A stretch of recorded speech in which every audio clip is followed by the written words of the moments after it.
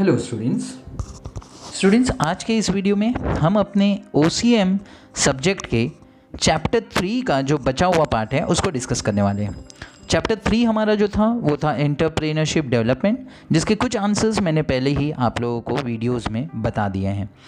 आप उन previous video को देख लीजिएगा। आज का जो टॉपिक ऑफ डिस्कशन है वो है रीसेंट इनिशिएटिव्स इन एंटरप्रेन्योरशिप डेवलपमेंट, यानी अभी हमारी गवर्नमेंट ऑफ इंडिया ने, हमारी गवर्नमेंट अथॉरिटीज़ ने एंटरप्रेन्योरशिप को डेवलप करने के लिए या एंटरप्रेन्योर्स को आगे लाने के लिए क्या रीसेंट इनिशिएटिव्स लिए हैं, यानी कौन से ऐसे स्टेप्स लिए हैं जिसकी हेल्प से हमारे देश के एंटरप्रेन्योर्स यानी बिजनेसमैन आगे आएँ और हमारे देश को आगे लेकर के जाएं और ज़्यादा से ज़्यादा बिजनेस एक्टिविटीज़ कंडक्ट की जाए।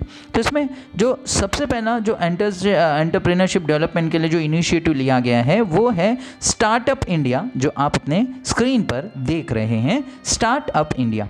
स्टूडेंट्स, स्टार्टअप इंडिया एक ऐसा सिस्टम है जिसमें कोई कंपनी, कोई ऑर्गेनाइजेशन, कोई एंटिटी ऐसी हो जिसका हेडक्वार्टर इंडिया में हो, यानी वो इंडिया की हेडक्वार्टर यानी इंडिया की कंपनी हो, which was open less than 10 years ago, और वो 10 साल पहले ही स्टार्ट हुई हो या 10 साल के अंदर अंदर ही यानी उसे शुरू किया गया हो, उससे ज़्यादा ना हुआ हो, and has an annual turnover of less than 100 crore, और उस कंपनी का जो टर्नओवर है, जो बिजनेस है उसका, वो 100 करोड़ से कम होना चाहिए।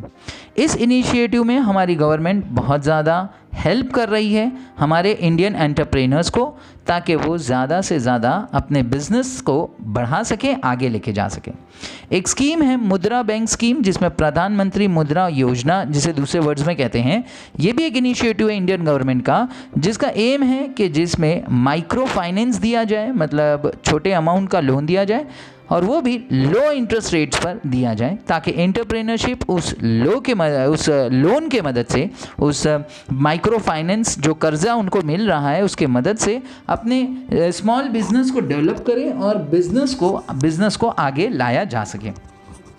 स्टूडेंट्स, अगर आगे बढ़ें तो इंडियन गवर्नमेंट का इस स्टार्टअप इंडिया इनिशिएटिव को स्टार्ट करने का जो मेन एम रहा है वो ये है कि वो ज़्यादा से ज़्यादा जॉब क्रिएट करना चाहते हैं, ज़्यादा से ज़्यादा नौकरियां देना चाहते हैं, ताकि हमारे देश में लोगों को ज़्यादा से ज़्यादा जॉब अपॉर्चुनिटीज़ या नौकरी करने का मौका मिले। तो इसलिए ये चाह रहे हैं कि ज़्यादा से ज़्यादा एंटरप्रेन्योर्स आगे आएँ, बिजनेसमैन आगे आएँ, उन्हें गवर्नमेंट की तरफ से लोन और कर्जा मिले, उस लोन के पैसों से वो बिज़नेस सेटअप करें, और जब वो बिज़नेस करेंगे तो उन्हें बिजनेस को चलाने के लिए वर्कर्स चाहिए होंगे, मैनेजर्स चाहिए होंगे, लेबरर्स चाहिए होंगे।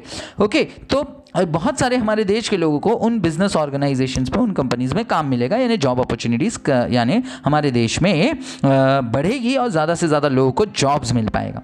स्टूडेंट्स, स्टार्टअप इंडिया जो है वो हमारी गवर्नमेंट ऑफ इंडिया का प्लान है, जो 2016 में लॉन्च किया गया।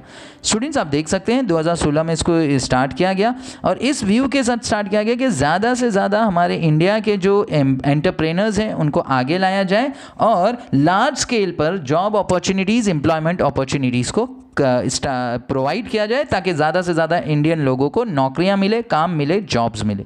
स्टूडेंट्स, आगे बढ़ें, अगर इस स्टार्टअप प्लानिंग कॉन्सेप्ट को थोड़ा और डिटेल में समझने की कोशिश करें तो इसमें है simplification and hand holding. Yes students, अगर आपको स्टार्टअप ऑर्गेनाइजेशन स्टार्ट करना है under this scheme, startup India के इसमें, तो आपके लिए जो भी सिस्टम है, प्रोसीजर्स हैं, उनको बहुत इजी कर दिया गया है। मतलब आप स्टार्टअप इंडिया के अंतर्गत अपने बिजनेस को बहुत इजी वे में स्टार्ट कर सकते हो, शुरू कर सकते हो, और अगर आपको लगता है वो लॉस में जा रहा है बिजनेस, तो आप उसे कभी भी वाइंड अप कर सकते हो, बंद कर सकते हो।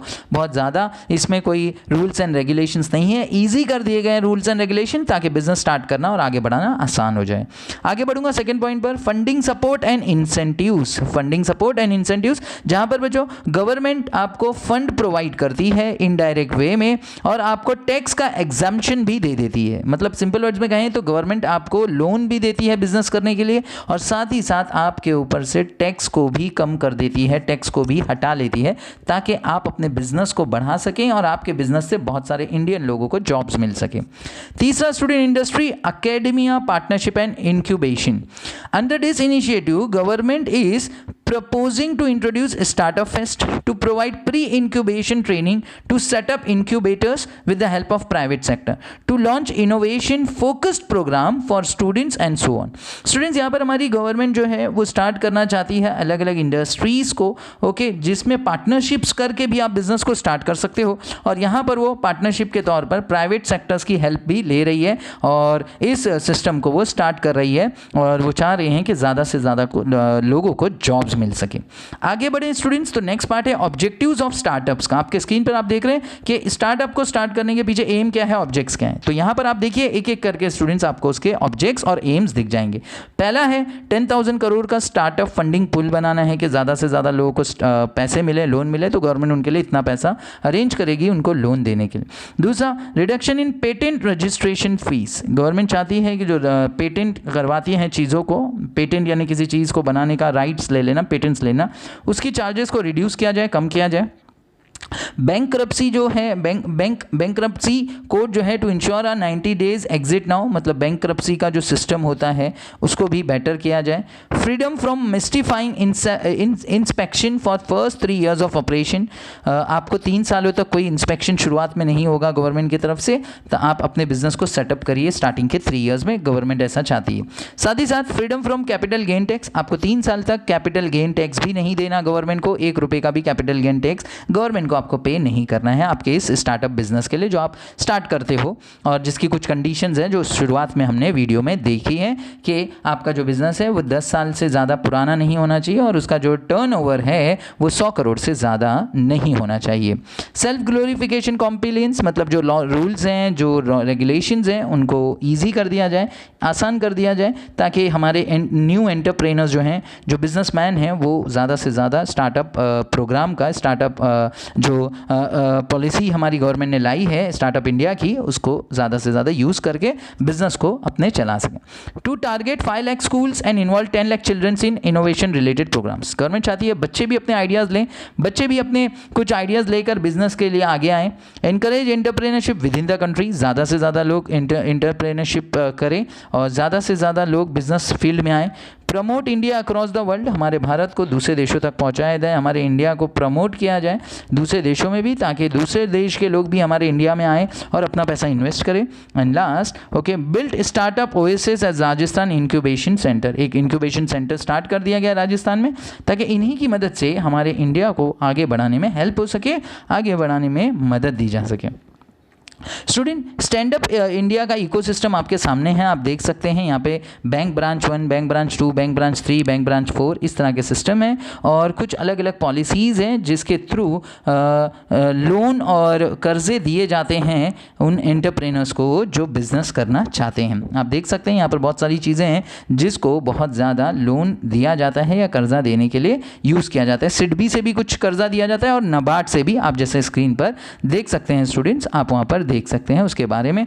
SC ST वुमेन एंटरप्रेनर्स, इन सारे कम्युनिटीज़ के लोगों को और वुमेन्स को भी, जो औरतें अगर बिजनेस करना चाहें तो उनको भी हमारी गवर्नमेंट सपोर्ट कर रही है, उनको भी हेल्प कर रही है। स्टूडेंट्स आगे बढ़ें तो objectives of the Stand Up India scheme. अब इसका मेन ऑब्जेक्ट्स क्या है स्टूडेंट्स, इसका मेन ये क्या है, डिटेल्स क्या है ये वाले प्रोग्राम का, objectives of the Stand Up India scheme का। The objective of Stand Up India scheme is to facilitate bank loans between 10 lakhs to 1 crore at least scheduled caste and scheduled tribes borrower and at least 1 woman borrower per bank branch for setting up a greenfield enterprises। Students 10 lakh से लेकर 1 करोड़ तक के कर्जे दिए जाएं schedule caste के लोगों को, शेड्यूल ट्राइब के लोगों को, और औरतों को भी यानी वुमेन्स को भी हेल्प की जाए, औरतों को भी कर्जे दिए जाएं इस स्कीम के थ्रू, ताकि वो भी अपने बिजनेस को स्टार्ट कर सकें। In case of non-individual enterprises, at least 51% of the shareholding and controlling stake should be held by either on SC ST और women entrepreneur। अगर नॉन इंडिविजुअल है तो वहाँ पर 51% जो शेयर होल्डिंग होगी वो SC या ST कम्युनिटी के लोगों के पास होगा, या उसके मतलब वुमेन एंटरप्रेनर हो, औरतें उस चीज़ के लिए आगे आएँ। मतलब अब उसके लिए एलिजिबिलिटी क्या है, अगर आपको ये चाहिए तो आपके लिए एलिजिबिलिटी क्या है। आप अगर ये स्टार्टअप इंडिया में आना चाहते हो, आप SC ST कार्ड से हो या वुमेन एंटरप्रेनर हो और आपकी 18 साल साल से ऊपर होना चाहिए। Loans under the scheme are available for only green field projects. Green field signifies the first time venture of the beneficiary in the manufacturing or service or a trading sector.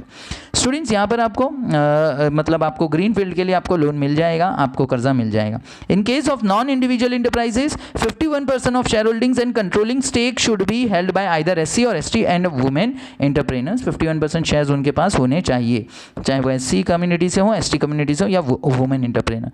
Nature of loan, ये जो आपको loan दिया जाएगा composite loan होगा student, inclusive of term loan and working capital दोनों होगा। Long सम के लंबे समय के लिए भी दिया जा रहा है और वर्किंग कैपिटल के between 10 lakh to up to 1 crore, 10 lakh से 1 करोड़ के बीच का आपको लोन गवर्नमेंट दे देती है और रेट ऑफ इंटरेस्ट बहुत कम चार्ज किया जाता है। पर्पस ऑफ लोन, ये क्यों दिया जाता है आपको, ये जो 10 लाख से 1 करोड़ का लोन दिया जाता है स्टार्टअप इंडिया में, वो क्यों? For setting up a new enterprise in manufacturing, trading और service sector by SC ST women entrepreneur. SC community के लिए, एसटी कम्युनिटी के लिए और वुमेन यानी औरतों के लिए। साइज ऑफ लोन, लोन कितना दिया जा सकता है student? So composite loan of 75% of the project cost inclusive of term loan and working capital. However it will not be applicable if the borrowers contribution along with the conversion support from any other scheme exceeds 25% of the project cost. Generally composite जो loan आपको दिया जाएगा वो आपके project का 75% तक हो सकता है, 75% तक आपको दिया जा सकता है, जिसमें वर्किंग कैपिटल और लॉन्ग टर्म पैसा भी होगा। आगे स्टूडेंट्स अगर हम देखें तो इंटरेस्ट रेट्स के बारे में यहाँ पर दिया है students. Rate of interest would be applicable rate of bank for that category rating category not exceeded based eight MCLR plus 3% पर 10 और प्रीमियम। बैंक डिसाइड करेगी जनरली क्या इंटरेस्ट रेट चार्ज करना है, तो बेस रेट जो होगा प्लस 3% प्लस 10 और प्रीमियम मिलाकर जो एक इंटरेस्ट रेट बनेगा वो इंटरेस्ट चार्ज किया जाएगा। आगे देखें तो सिक्योरिटी के तौर पे क्या रखना पड़ेगा, अगर आप लोन ले रहे हो तो आपको क्या रखना पड़ेगा। So besides primary security the loan may be secured by collateral security और guarantee of credit guarantee fund scheme for Stand Up India loan CGFSLI as decided by the banks. तो यहाँ पर आपको कोलेटरल सिक्योरिटी के लिए credit guarantee fund scheme का मदद लेना पड़ेगा जो आपके इस बिजनेस के लोन के पैसों की गारंटी लेते हैं कि अगर आप नहीं चुका पाए तो ये लोग उसको चुका देंगे बैंक को। Repayment, the loan is repayable in 7 years with a maximum moratorium period of 18 months। Yes, आप 7 सालों में इस लोन को आपको रीपे करना है। जो 10 लाख से 1 करोड़ के बीच का आपको लोन मिल रहा है, आपको उसको 7 साल के अंदर अंदर उसके इंटरेस्ट के साथ पे कर देना है। Working capital, students working capital up to 10 lakhs आपको मिल जाएगी, जिसकी मदद से आप अपने बिजनेस को एडजस्ट कर सकते हो। ओके स्टूडेंट्स, 10 लाख से ज़्यादा भी मिल सकते हैं, बट उसके लिए आपको कुछ क्रेडिट का लिमिट है, कैश क्रेडिट लिमिट, उसको आपको सैंक्शन करवाना पड़ेगा। Next student margin money. Margin money जो है स्टूडेंट्स यहाँ पर आपको इस स्कीम में 25% मार्जिन मनी है which can be provided in convergence with eligible central और गवर्नमेंट स्कीम। 25% आपको मार्जिन मनी मिल जाएगा और इसके मदद से आपको अपनी बिजनेस एक्टिविटीज़ को करना थोड़ा ईजी हो जाएगा। तो स्टूडेंट्स यहाँ पर आकर आप लोगों का जो एक कॉन्सेप्ट था स्टार्टअप इंडिया का, ओके, वो यहाँ पर कंप्लीट हो गया है। हम इसको यहीं पे स्टॉप करते हैं। स्टूडेंट्स आप अपना ध्यान रखिएगा और अपने मम्मी पापा का भी ध्यान रखिए और अपने क्रिएटर को हमेशा याद रखिए। God bless you, thank you so much.